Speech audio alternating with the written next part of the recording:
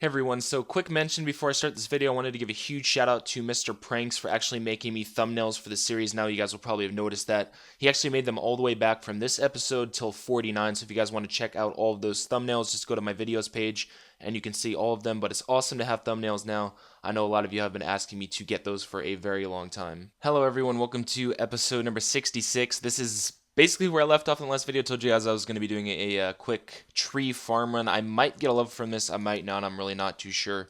I'm going to try to do this while talking, we'll see how it goes. So, if you guys do remember from the last video, I mentioned that I have to go and do some quests, finish out the Desert Hard Diary. After that, we're probably going to do some herb, and then we're going to start going for 80 plus all stats.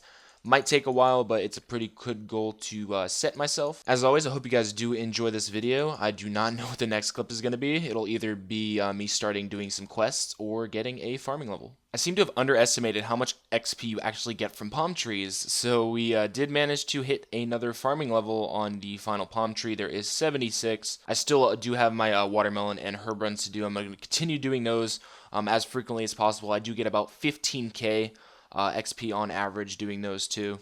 So one thing I completely forgot to show you guys in the last video, I probably should have showed this.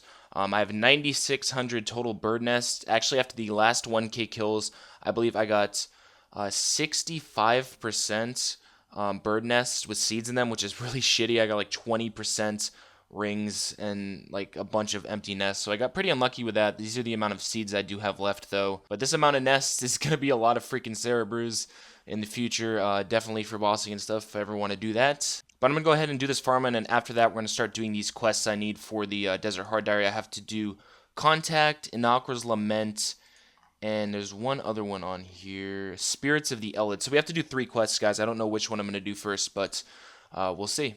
So I decided to do Spirits of the Elid first. It's probably the easiest quest out of the 3. It was pretty quick. It's actually my first time using text guides. Normally I'll use YouTube guides, but I'm streaming, so it's a little bit different. But I'm going to go and do, I believe the next quest we have to do is Inakra's Lament.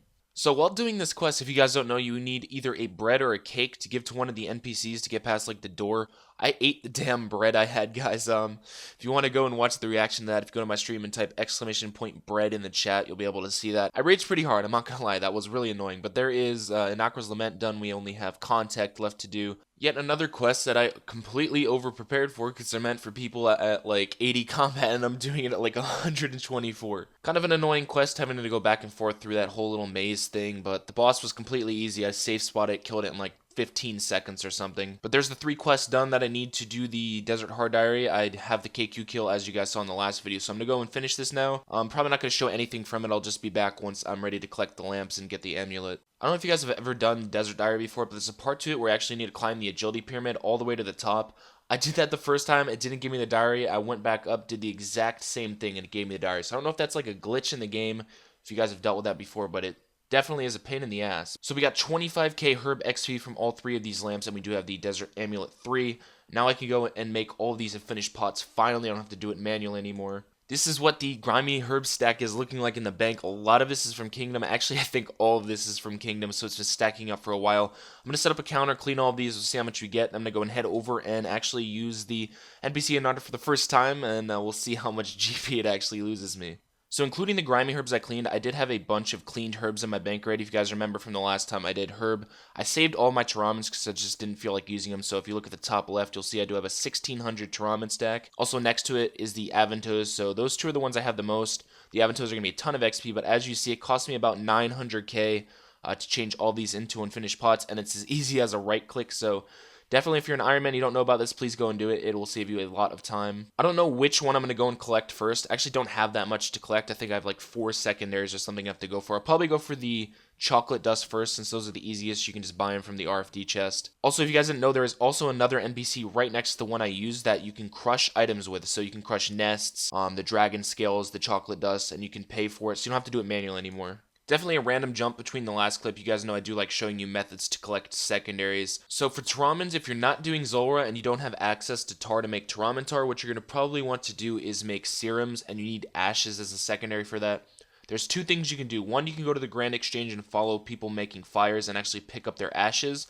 And 2, you can wear ice gloves and go into practice mode in NMZ and actually use darts to hit Fareed. As you'll see, the ashes do stack up almost every hit. I do not believe it's every hit, but it's almost every hit that you hit him with a dart.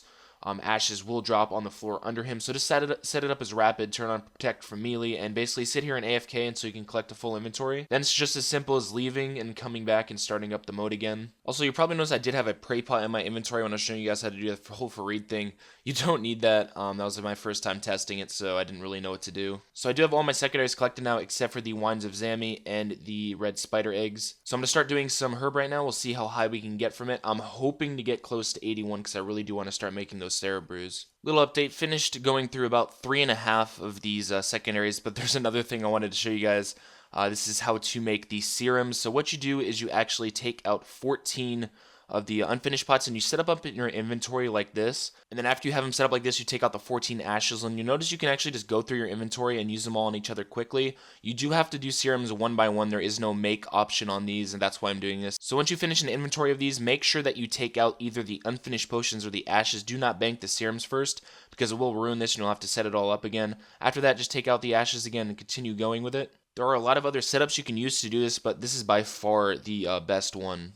Alright, so we've gained a total of 455k XP, and as you can see, we are very, very close to getting to 80 herb. I did want to show you guys this update instead of after doing all of them, because I am going for all 80 stats right now, and I would want to show you guys getting that. So here, you can see I have used up everything. I do still have 301 Dwarf Weeds and 86 Snapdragons left. I'll probably go and do all those Wines of Zami. I wasn't going to, but I think I'm just going to go and do it anyway, because it'll get me close to 81. So I do not have enough amylase to actually make stamina pots with all of these, sadly. I actually probably won't even get through all these 4 doses, so I'm going to have to do some more agility in the future. But here should be 80 herb after this next one.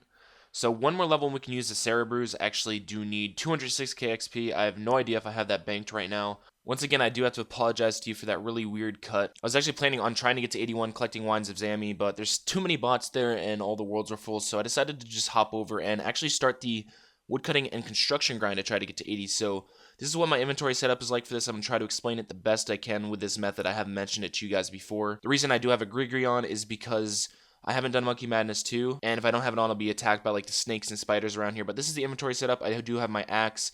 House teleports. The 3 runes are for the Apatol teleport itself, which requires level 90 and the Arceus spellbook. You're also going to want to bring your entire cast deck here because you're going to be using your butler to actually make these into planks. This is the spot as well. If you look on the map to the west, you will see the dungeon sign.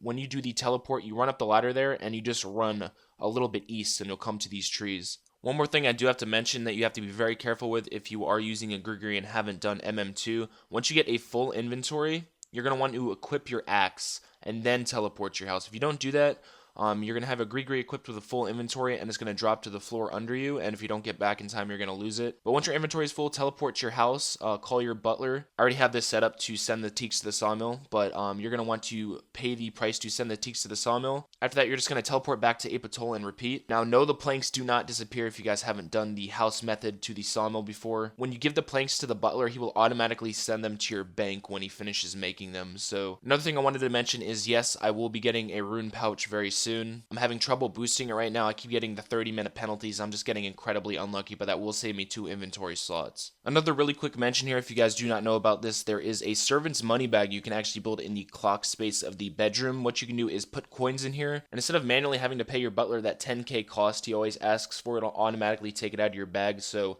it'll completely skip that option and save you a lot more time. But I'm going to be doing this straight until I have 80 banked. I need 12,000 total teak planks. I think I'm getting around 600 per hour, so it's going to take about 20 hours. I'm guessing that I'm going to be getting 81 wood cutting from this also, so I should be getting 1 extra level from it.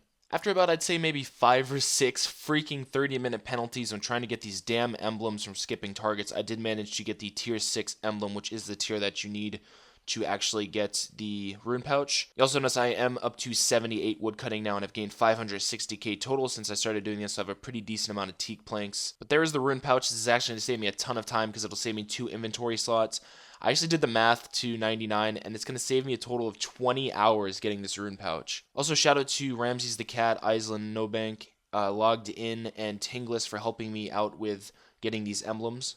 So this is going to be the final update for the video. I did want to show you guys how many planks I had. We have gained a total of 585k woodcutting XP, about 75k away from 79 as well, up to 2011 total.